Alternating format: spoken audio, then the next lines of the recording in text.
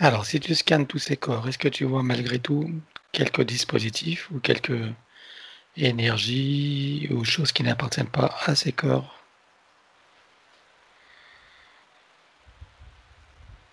Alors oui et non, c'est-à-dire que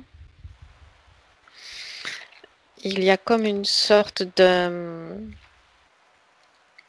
on pourrait appeler ça un périscope, euh, qui est situé en arrière des globes oculaires. À la fois, ça fait partie de lui, puisque ça a été décidé en amont de l'incarnation, mais ce ne sont pas ces entités-là présentes qu'on vient d'évoquer qui en sont à l'origine. D'accord. Alors, elles ont été installées pourquoi? Enfin, ce périscope a été installé pourquoi? Pour le suivre dans son parcours sur le plan terrestre. C'est ses mentors en quelque sorte, mais tous font partie du même peuple qui ont installé ce dispositif-là avec son accord, un petit peu comme si tu allais en pays inconnu et que tu avais accepté de porter en permanence avec toi une GoPro sur le front, quelque chose comme ça. D'accord. Une caméra GoPro. Ouais. Alors, quand tu parles de ces mentors, j'aimerais que tu regardes de qui il s'agit. Depuis le début, il y a cette énergie bleue et blanche, euh, assez, avec un éclat assez lumineux, mais pas d'une luminosité terrestre. Lui il a une énergie adolescente. Il est jeune. C'est pour ça que c'est la première fois, c'est la première fois qu'il vient et c'est comme s'il avait eu besoin d'avoir pas vraiment une surveillance, mais en tout cas comme une sorte de soutien à distance et qui, pour pouvoir intervenir, doit être assorti effectivement d'une sorte de surveillance en protection. Quand tu dis que c'est la première fois qu'il vient, c'est sa première incarnation, c'est ça que tu veux dire?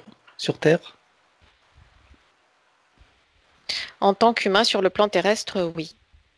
D'accord.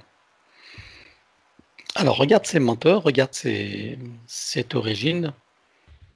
D'où est-ce qu'il vient alors? Ses mentors, c'est comme si c'était ses professeurs, quelque chose comme Ouais. ça. Ben regarde où sont-ils? Sur quel plan? Dans quel monde? Univers? Ils sont en septième dimension, mais c'est le lieu d'observation. Sinon, c'est plus haut. C'est comme s'ils étaient descendus dans cette dimension-là. Oui. Sinon, c'est la neuvième. Et le point d'origine, c'est les Pléiades. D'accord. Ok. Très bien. Alors, qu'est-ce qu'il est venu faire? Alors, pourquoi Il est est-ce à la, qu'il est venu? il est à la fois en apprentissage et en observation, mais aussi, ça n'est, il y a plusieurs fonctions. C'est pas simplement un apprentissage pour rapporter ensuite l'information ou qu'il puisse le faire évoluer lui-même. C'est comme s'il était en avant-garde, en poste d'avant-garde de toute une faction dont il est l'élément le plus jeune et pour laquelle il a accepté donc de descendre là sur le plan terrestre en incarnation humaine. Euh, il y a aussi cette volonté de transformation, de transmutation. Oui. De transmutation de. C'est en lien avec la matrice artificielle. D'accord. Euh, il y a des tentatives, il y a des études et des tentatives d'alignement. C'est comme s'il y avait plusieurs, tu sais, quand tu mets plusieurs grillages les uns devant les autres, et que ces grillages sont mouvants. À un moment donné, il peut y avoir des alignements où là tu peux passer un fil et avoir une transmission directe. D'accord. C'est ce type de choses en fait qu'il est venu faire. Donc c'est imagé ce que je suis en train de décrire, Bien mais sûr. énergétiquement c'est quand même ça, ça correspond à ça. Pour créer des connexions et faciliter la communication, c'est ça, avec les parties supérieures? Oui. Euh, sur le plan terrestre, est-ce que tu connais la fracturation hydraulique? À peu près. Euh, c'est un petit peu le même principe. Sauf que là, ça serait de la fracturation hydraulique de la matrice artificielle et non pas d'une roche. D'accord. Comment compte-t-il s'y prendre pour ça alors?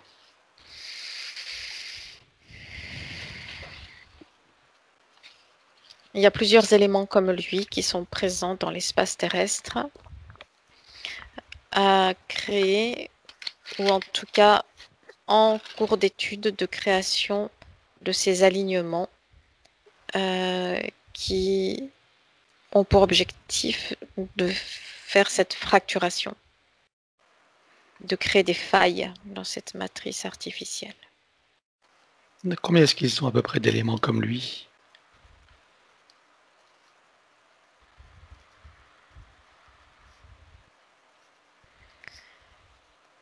Alors, c'est difficile à dire parce que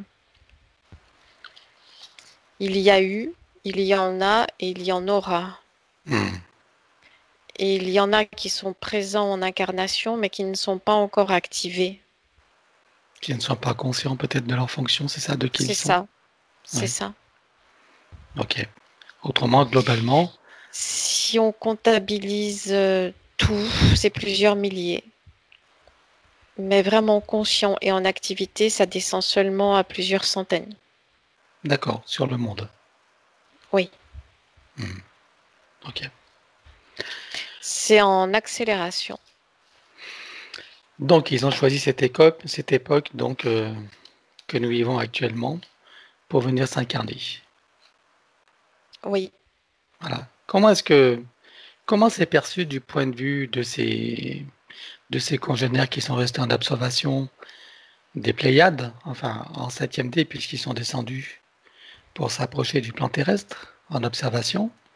Comment Mhm. est-ce qu'ils perçoivent cette situation justement que nous vivons actuellement, de cette histoire de Covid, des systèmes de contrôle qui sont mis en place, de cet irrespect de la vie humaine? Comment c'est perçu de leur côté aujourd'hui? Il y a un point délicat de bascule qui à la fois est une opportunité et qui à la fois représente un grand danger. C'est-à-dire que ça peut basculer aussi bien dans un sens que dans l'autre. C'est comme une opération chirurgicale.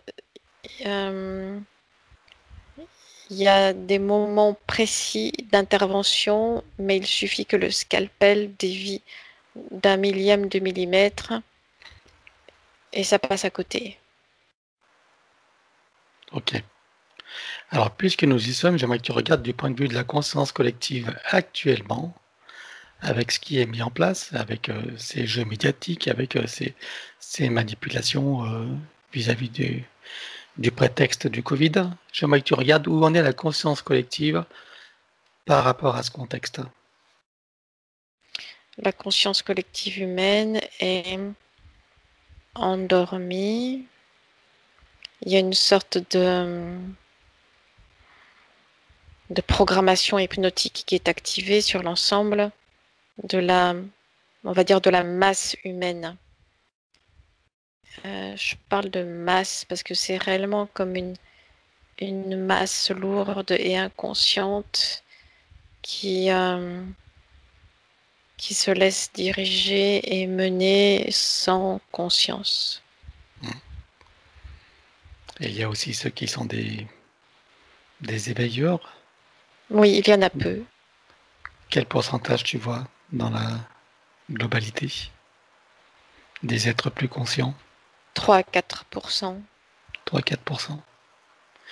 Est-ce que ces 3-4%, même s'ils ne sont pas nombreux, pourraient amener à faire une différence?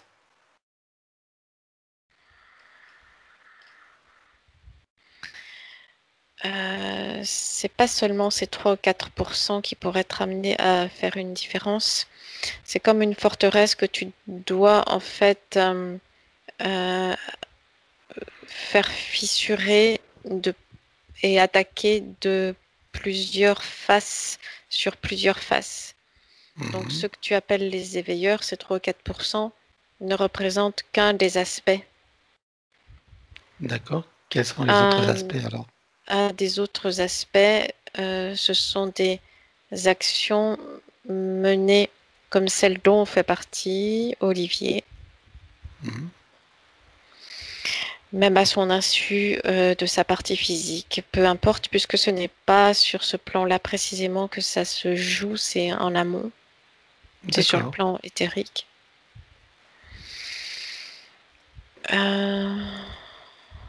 Il y a aussi comme une sorte de... À l'intérieur de cette masse inerte, inconsciente, il y a des potentialités qui sont non activées, qui sont plus conscientes, qui sont au centre, qui sont plus conscientes que cette masse extérieure, mais qui pour l'instant se tiennent immobiles, subissent en quelque sorte, ne disent rien, mais ça reste un potentiel d'explosion de cette situation présente. Quel pourcentage tu vois là dans ce potentiel non activé? 20%. 20%. D'accord. Ils n'en sont pas conscients, je suppose? Non, parce que isolés les uns des autres. Qu'est-ce qui pourrait activer ce potentiel? Ils sont verrouillés par une programmation d'isolement. Programmation qui est de type je suis seul, isolé, moi seul ai conscience de certains éléments. Et si je me lève, je vais me faire broyer parce que je suis seule. Ça, c'est une programmation. Ils sont verrouillés par cette programmation-là. D'accord. Ok. Alors, si on en revient donc à Olivier. Oui. Alors, que vois-tu d'autre? Donc, tu as dit qu'il y a derrière ces globes oculaires, donc cette espèce de périscope. Voilà, donc il y a l'avantage pour ces parties supérieures, ou en tout cas ses pairs, de pouvoir observer donc sa présence sur Terre et ce qui s'y passe, d'être observateur. Est-ce que ça a en même temps un inconvénient pour lui, du fait de ce dispositif? Ça agit... c'est comme s'il voyait mieux sur d'autres plans que sur le plan physique. Ça vient affecter sa vision. C'est relié, alors je ne sais pas pourquoi, mais il y a quelque chose qui court le long de la colonne vertébrale et qui va jusqu'au chakra racine. Oui. C'est relié à cette sorte de périscope. Regarde de quoi il s'agit exactement, quelle est sa fonction.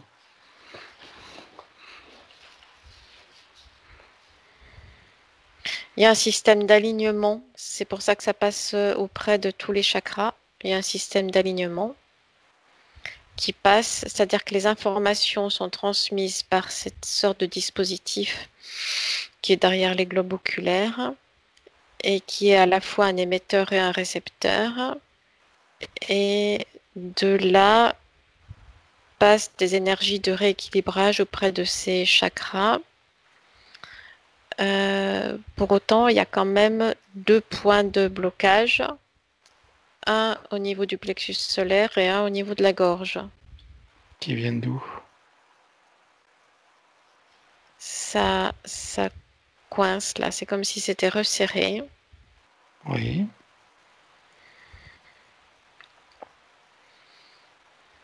Qu'est-ce qui provoque ces blocages? C'est des points de pression qui viennent de l'extérieur de lui, comme Oui. des pics. Tu sais, ces pics qui sont pour attiser le feu dans la cheminée. D'accord. Il y a une sorte de pic qui vient faire pression mais sans percer sur ces deux chakras-là. Oui. Et autour du chakra du cœur, il y a une sorte de, de grille qui s'ouvre et qui se ferme. Qui sert à quoi? Ce sont des tentatives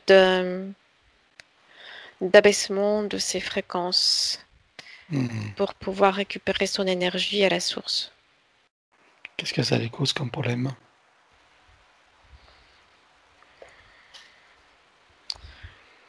Ça lui pose des problèmes d'adaptation au plan physique. L'élémental de son corps physique a du mal à s'adapter au plan physique. Il doit faire des efforts, il est en compensation, en effort de compensation constant. Ok. Alors, ce dispositif qui part de la colonne vertébrale, qui aligne donc ses chakras pour faciliter les communications avec ses parties supérieures, il s'agit bien de cela? Oui.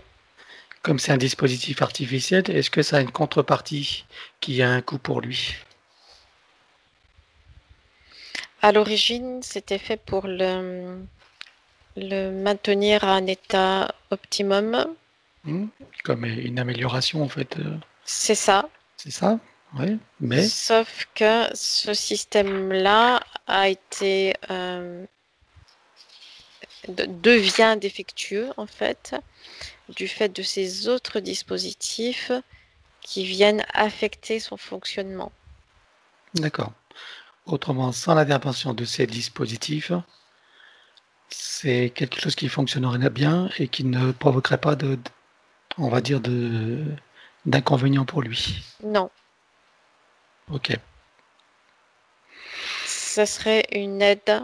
C'était prévu pour être une aide à l'adaptation sur ce plan physique en 3D. D'accord. Puisque la nature de son essence est comme trop légère pour pouvoir résister à long terme à la densité de la 3D. Ok. Très bien. Alors, est-ce que tu vois d'autres choses? Si tu le scannes, continue à regarder. Dis-moi si si tu as d'autres informations qui pourraient nous être utiles.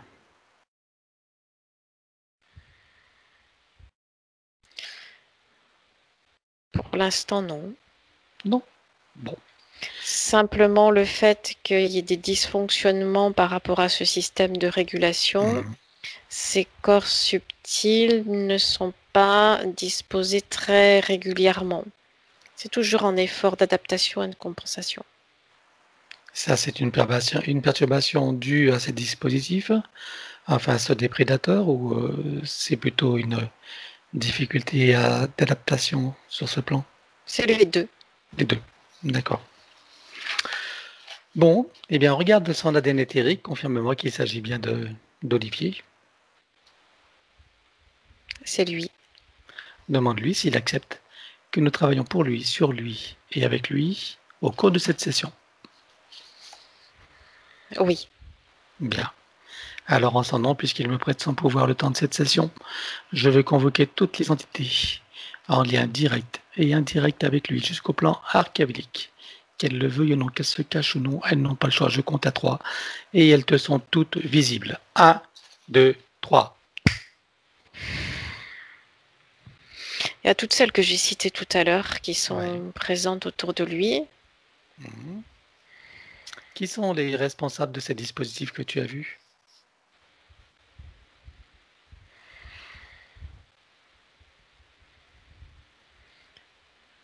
les reptiloïdes. Hmm.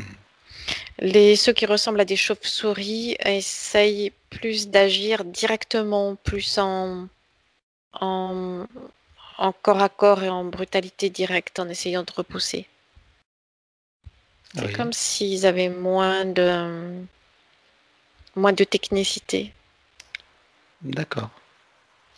Moins de finesse, Mhm. Ou moins de technologie. Moins de technologie. technologie, d'accord. Ok. Et alors, ils ont réussi à faire quelque chose, eux, ou pas? Comme j'ai dit tout à l'heure, ils sont arrivés à récupérer des parcelles de son essence, mais qui ensuite s'est évaporée. D'accord, très bien. Donc au final, ils n'ont rien. Alors, en plus de celle que tu as vue, donc jusqu'au plan archéologique, qui vois-tu d'autre?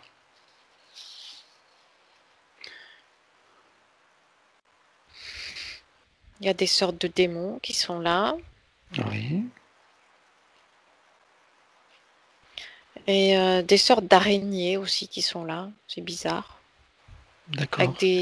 c'est ce type d'araignée, tu sais, qui n'a pas des pattes très très longues, mais plutôt épaisses et velues. Hmm. Genre tarentule. Oui, c'est ça, oui. Et elles ont Qui une reste, action qui reste comme euh, courir au plafond, tu sais, coller au plafond. Hmm. Et elles ont une action sur lui ou pas? Elles ont une action dans le sens où elles déroulent des sortes de fils pour l'emprisonner dans une sorte de cocon. Ah, d'accord. Elles Donc y sont parvenues? ces fils-là, ils sont collants ou gluants. Il y a une sorte d'acidité, mais c'est resté à l'extérieur de son espace énergétique. Ça ne l'a pas traversé. D'accord, Mais pour autant, c'est venu quand même affecter, comme mettre des marques sur l'extérieur de son espace énergétique. d'accord. Alors, en dehors des araignées et des démons, que vois-tu d'autre? Donc ces sortes de chauves-souris qui sont là, Mhm. ça vole, il y a des bruissements d'ailes. Il faut que je remonte plus loin. En Et- arrière-plan, il y a encore d'autres types de démons plus grands, plus puissants. mhm. Et encore au-dessus, les archontes. Ça fait tout comme une sorte de bestiaire, on peut dire ça comme ça, assez sombre, ils ont tous les yeux rivés sur lui, sur sa lumière, Olivier, mais sans parvenir malgré tous leurs efforts, à l'affecter vraiment. Ils sont arrivés simplement à l'affaiblir, mais à chaque fois, ils le rééquilibrent. Et ils le freinent aussi, à l'affaiblir, le freiner et l'isoler en partie aussi, le maintenir isolé en partie. Ok. Bon, alors, il va déclarer qu'ils rompt tout pacte, contrat, engagement, consentement, vœu, souhait, permission, serment, allégeance, promesse, accord, tacite ou non, conscient ou non, de manière rétroactive. Sur tous les plans, dans toutes les vies, toutes les fréquences, toutes dimensions, tout espace-temps, toute bulle de création, sur tous les plans multidimensionnels, quantiques et fractales, par toutes les portes cachées et tout ce qui est secret. Et bien sûr, dans tous ces états de conscience. Il ouvre un portail dimensionnel et toutes les entités vues et pas vues, tous les dispositifs vus et pas vus, tout ce qui n'appartient pas à ses corps d'origine et à ses énergies d'origine, donc s'en vont avec les traces, mémoire et empreintes. Système duplicatif et reproductif, copier-coller, programmation. 1, 2, 3.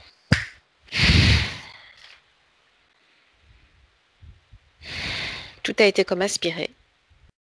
Bien. Il n'y a plus rien. Alors, on va le mettre dans une bulle christique. Oui, Il se crée des racines jusqu'au cœur de Gaïa oui, et se connecte à sa source. originel. Oui, c'est fait. Il va prendre de l'énergie des deux plans, il va se ravigorer, réparer ce qui doit l'être, reprendre de la force, de la puissance et de la conscience. Il se déploie, son énergie se déploie. Et elle reprend de la force aussi. C'est bon. Bien. À présent, j'aimerais savoir son soi supérieur, où réside-t-il et dans quel état il est.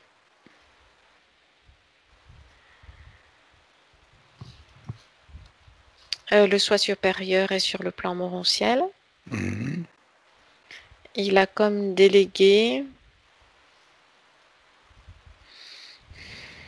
Il ne s'occupe pas directement de la partie physique de Olivier. Il a délégué cette fonction-là à des... Ses mentors. C'est ça. Mais qui en même temps, c'est comme s'il y avait eu un accord entre plusieurs soi supérieurs.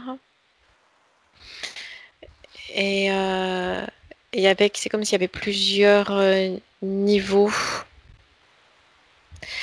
Donc à la fois il y a délégation par rapport à d'autres manifestations de lui-même, mais en accord avec d'autres manifestations, d'autres soi supérieurs, qui D'accord. sont en 9e dimension. Très bien. Regarde son âme, comment tu la vois.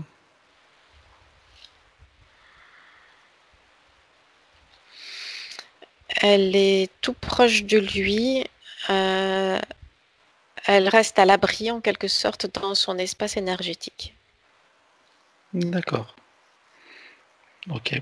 Et sa partie subliminale.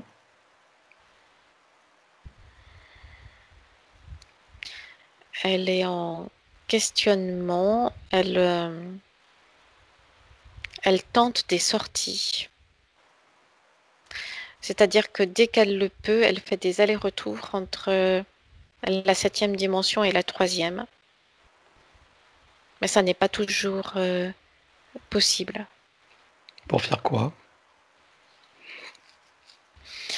Pour communiquer avec ceux que j'ai appelés ses mentors, c'est comme une sorte de reporting, comme si elle était chargée de ça, mais qu'elle n'arrivait pas à le faire de façon aussi fluide que c'était prévu que ça se fasse au départ. D'accord. Très bien. Ok. Donc là, tu me dis que c'est sa première incarnation en tant qu'humain sur Terre. Hein. Oui, Il est venu directement, donc du plan des Pléiades. oui. J'aimerais qu'on aille faire un tour sur les Pléiades. Donc je compte à 3 et tu y vas. Au moment où il est encore sur les Pléiades. Un, 2, 3. Oui, Comment le vois-tu? Quel est son aspect? jeune, c'est un jeune homme. Si on pouvait comparer à un âge humain, bien que ça n'a aucun rapport, c'est comme s'il avait une correspondance d'âge humain à 14-15 ans, 14-15-16 ans, quelque chose comme ça. D'accord. Il est en apprentissage. Ok. Il est brillant, comme s'il était le premier de sa promotion, quelque chose comme ça. C'est toujours pour faire des analogies avec ce que nous on connaît sur le plan terrestre. Mhm. C'est pour ça qu'il a été décidé cette situation actuelle que la partie physique vit maintenant. Il est en apprentissage de quoi alors?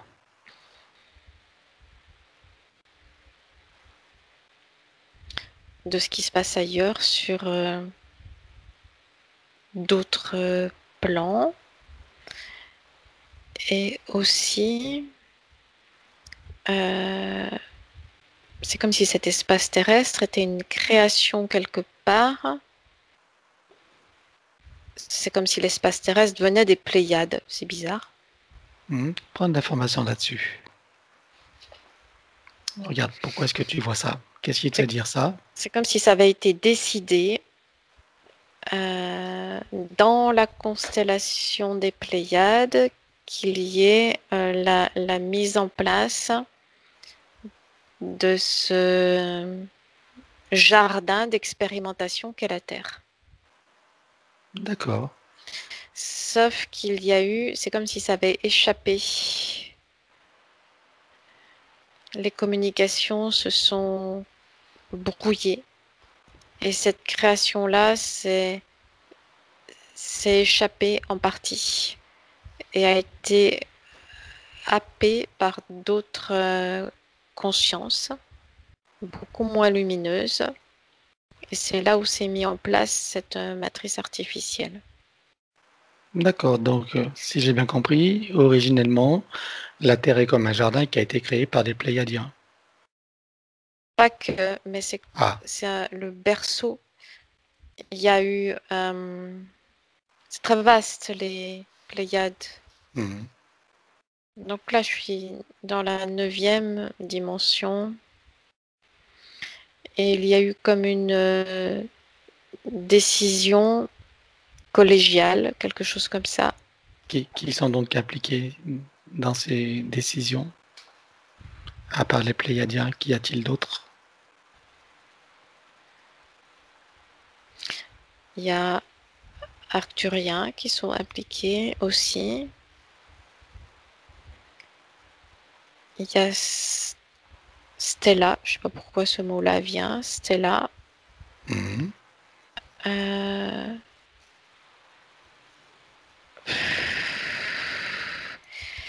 Il y a des Vénusiens aussi qui sont là, des êtres qui viennent de là lire.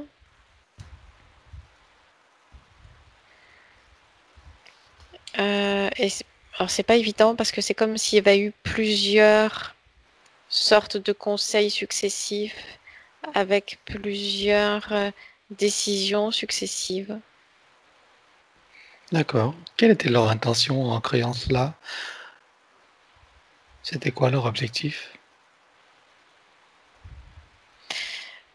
Euh, c'est comme quelque chose de naturel, la création de lieux de vie, la création de mondes, la création de nouveaux plans, de nouveaux lieux d'expérimentation, d'expansion de la vie. C'est un mouvement cyclique naturel. Ce qui est décidé au cours de ce type de conseil, c'est la façon dont ça va se mettre en place et le lieu. Mais sinon, c'est quelque chose qui est comme un mouvement naturel. C'est comme si l'univers est vivant et à chaque battement du cœur de l'univers, il y a un nouveau lieu de vie qui se crée, qui se met en place. Mhm. Alors, est-ce que il y a d'autres planètes comme la Terre qui ont été créées justement?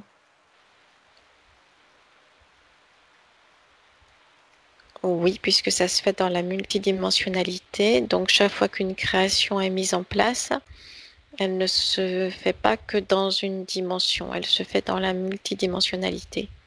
Mais je Donc, parle d'une planète comme la Terre en 3D. Je parle pas dans les dimensions supérieures. Est-ce qu'il y en a actuellement en 3D qui existent quelque part dans cet univers ou dans d'autres? il y en a et dans cet univers et dans d'autres. D'ailleurs, dans cet univers, il y a plus de ce que l'on nomme les planètes que ce qui nous est appris. Mhm. Il y a d'autres. Est-ce qu'elles Il y a- sont habitées par des humanités comme un peu comme la nôtre ou Oui, et je veux dire dégagées de la matrice ou pareil non, au sein de cette fausse matrice? la plus impactée, c'est la Terre, c'est notre Mhm. Terre. Mhm. Il y a d'autres planètes qui ont de fortes similitudes avec la Terre et qui sont comme des bases arrière. Des bases arrière pour qui? Pour des êtres plus sombres qui sont comme des sortes de parasites et qui sautent de planète en planète, qui élargissent leur territoire, qui envahissent et qui se servent comme des soldats, ou c'est comme des, tu sais, ces invasions de crickets sur les champs qui dévastent tout. Quand un lieu est dévasté, il passe à un autre, etc. D'accord. Et parmi ces planètes, est-ce que tu en vois qui sont libres, qui ne sont pas encore interférées, qui sont plus en harmonie? Dans notre univers, en 3D, Oui. non, il y a des présences de ce type sombres Donc elles sont dans la dualité partout. également. Oui, ils ont établi des bases partout. Et dans d'autres univers, est-ce que tu en vois qui sont parfaitement libres et en harmonie? Dans d'autres univers, oui. D'accord. Habités par des êtres humanoïdes? Oui, la forme humanoïde dans la manifestation sur un plan physique semble être la plus adaptée et la plus courante, mais pas tout à fait semblable aux humains. C'est comme s'il y avait une base humanoïde avec de nombreuses variantes. Et parmi les habitants d'une de ces planètes, est-ce que ceux qui ont été incarnés en tant qu'humains sur Terre peuvent y transiter également? Ça fait partie de leur expérience? C'est une possibilité, oui. Oui. Une possibilité ou est-ce qu'il y en a?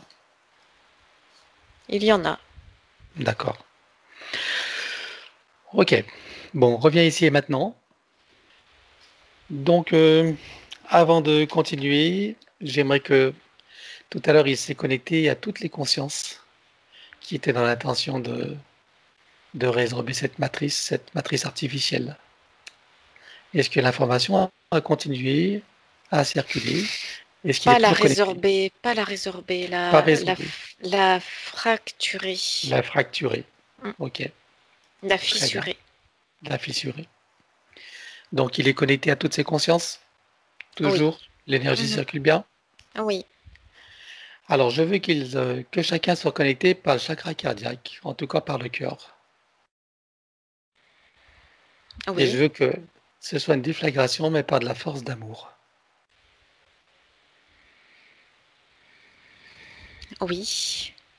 Alors, je vais compter à 3 et je veux que toutes les présences reliées dans toutes les dimensions, dans cette intention, donc envoient une puissante force d'amour dans cette matrice artificielle. Mhm. Est-ce que c'est bon? Oui, c'est bon. Alors, je vais compter à 3 et à 3, tous en chœur, cette puissance d'amour qui va exploser ou imposer, peu importe. En tout cas, qui se déploie avec une puissance, une très grande puissance. Allons-y. 1. Tu es prête? Mhm. 2, 3.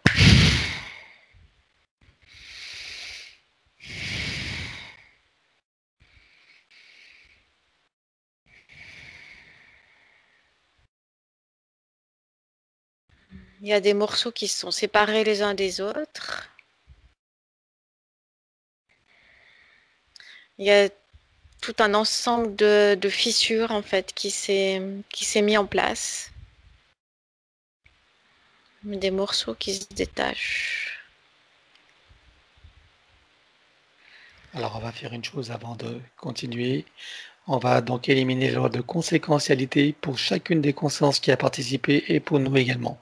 D'accord? C'est important. Oui. À 3. 1, 2, 3. Ah, c'est bon, c'est fait. Voilà. OK. Est-ce que c'est bon? Est-ce que Ah tu vois oui, des c'est bon. choses? Tu as des observations à partager? Il y a des morceaux de cette matrice artificielle qui se sont détachés de l'ensemble, qui sont comme aspirés dans l'infini. Mhm. Ça a pour effet d'élargir toutes les autres failles. Ça fragilise l'ensemble, tout l'ensemble est fragilisé. C'est, comme tu sais, comment dire, ça pourrait être comparable à un énorme bloc de glace qui est fracturé de l'intérieur, fissuré de l'intérieur. Rien ne se voit à l'extérieur ou très peu, mais la structure même ne tient plus, elle est touchée. Ok. Est-ce qu'il y aurait besoin d'une deuxième vague d'amour? Ce serait abusé ou pas?